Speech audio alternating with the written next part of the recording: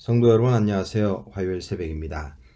말씀과 함께 하나님이 주시는 은혜를 누리시기를 바랍니다. 오늘 함께 하실 하나님의 말씀은 출애굽기 12장 37절부터 51절까지입니다.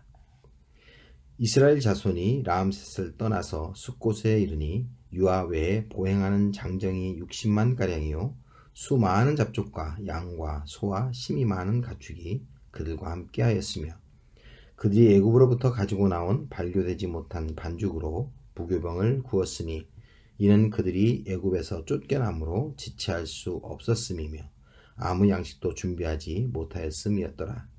이스라엘 자손이 애굽에 거주한 지 430년이라 430년이 끝나는 그날에 여호와의 군대가 다 애굽 땅에서 나왔은즉 이 밤은 그들을 애굽 땅에서 인도하여 내심으로 말미암아 여호와 앞에 지킬 것이니 이는 여호와의 밤이라.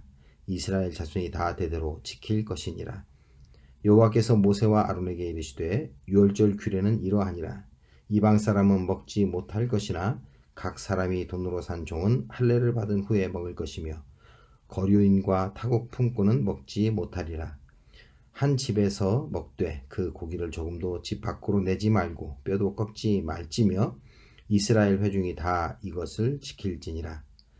너희와 함께 거류하는 타국인이 여호와의 유월절을 지키고자 하거든 그 모든 남자는 할례를 받은 후에야 가까이 하여 지킬지니 곧 그는 본토인과 같이 될 것이나 할례 받지 못한 자는 먹지 못할 것이니라. 본토인에게나 너희 중에 거류하는 이방인에게 이 법이 동일하니라 하셨으므로 온 이스라엘 자손이 이와 같이 행하되 여호와께서 모세와 아론에게 명령하신 대로 행하였으며 바로 그날에 여호와께서 이스라엘 자손을 그 무리대로 애굽 땅에서 인도하여 내셨더라. 아멘. 드디어 이스라엘 백성들이 출애굽 여정을 시작하는데 그들의 수는 장정만 60만이요 그 외에 여자들과 아이들 그리고 수많은 잡족들이 있었습니다. 여기서 언급된 잡족들은 이스라엘 사람과 결혼한 애굽 사람들 혹은 출애굽기 29장 20절에서 언급된 여호와 하나님의 능력을 두려워하는 애굽 사람들 그 외에 애굽에 있던 이방 사람들이 섞여 있었습니다. 그들의 수는 정확하게 알 수 없지만 상당한 수의 사람들이 이스라엘과 함께 섞여서 애굽을 떠나 하나님이 그의 백성을 위해 예배하신 땅으로 함께 나아갑니다. 그들이 이스라엘을 따라가기로 한 결정은 그렇게 쉬운 결정은 아닙니다. 그것은 자신이 나고 자란 자신의 민족을 떠나 다른 민족 속에 그것도 자신이 한 번도 가보지 않은 곳으로 이주한다는 것 그것은 그리 쉬운 일이 아니기 때문입니다. 그들 가운데엔 그닛 사람 갈렙처럼 후에 유대인의 족장으로 인정받는 믿음의 사람들도 있었습니다. 그러나 그들 가운데 이스라엘 백성들과 함께 이주를 결단하지만 그 여정이 자신들의 생각과는 달리 어렵고 험난한 과정을 지나면서 쉽게 불평과 불만을 토로하기 시작한 사람들도 있었습니다.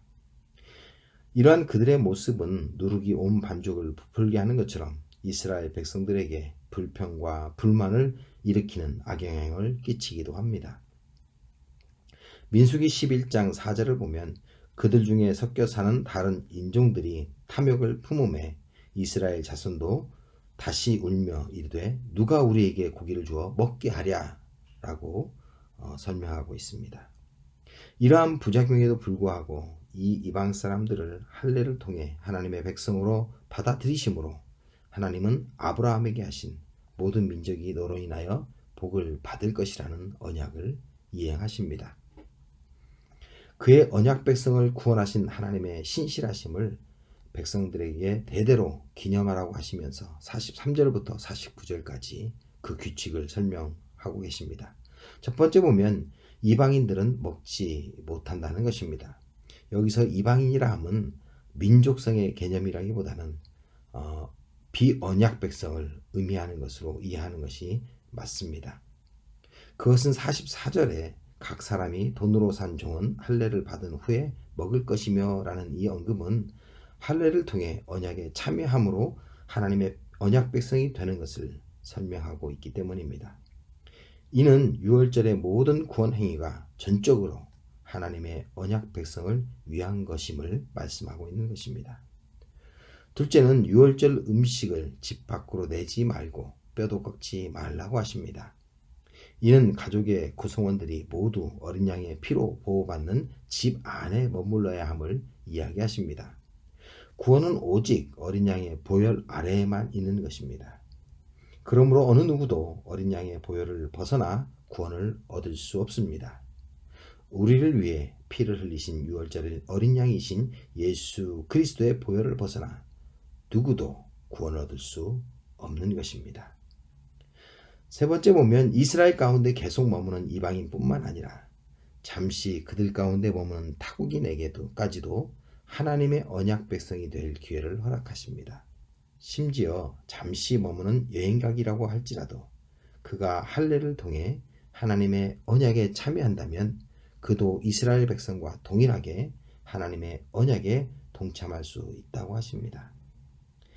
우리가 성령 세례를 통하여 하나님의 언약의 백성이 될 때에 아브라함 언약에 참여할 수 있습니다.